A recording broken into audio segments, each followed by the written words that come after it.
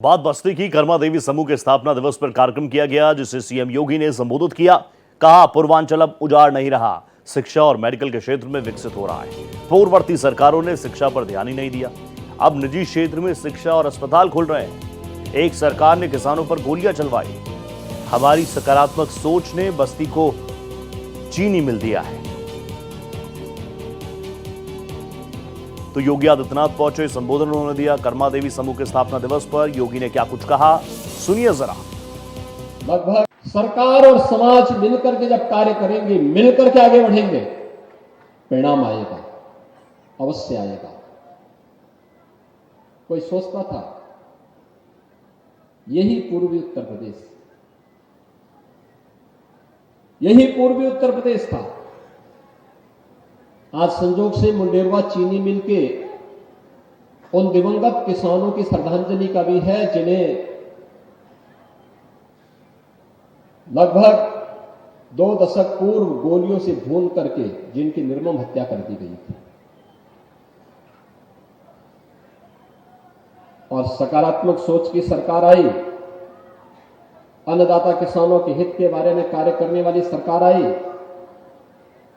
तो मंडेरवा में आज एक नई चीनी मिल पूरी भव्यता के साथ कार्य कर रही है।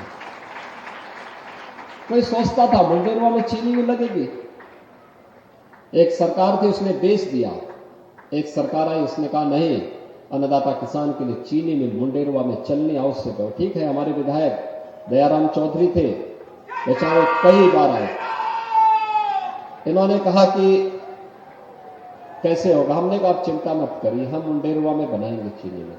और मुझे बताते हुए प्रसन्नता है कि आज मुंडेरवा में चीनी मिल बहुत अच्छे ढंग से काम कर रही है। देवरिया में भी, कुशीनगर में भी, महाराजगंज में भी और गोरखपुर में एम्स भी संचालित हो गया।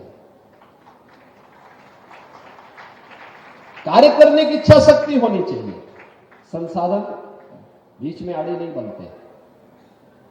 जब हम सोचते रहते हैं कि हम कर्तव्य विमूढ़ किस स्थिति में रहते हैं, तब कंफ्यूजन की स्थिति पैदा होती है, तभी व्यक्ति दिग्भ्रमित होता है। हमें दिग्भ्रमित नहीं होना है, एक सकारात्मक दिशा में आगे बढ़ना है। और उस सकारात्मक दृष्टि में आगे बढ़ने का परिणाम क्या है।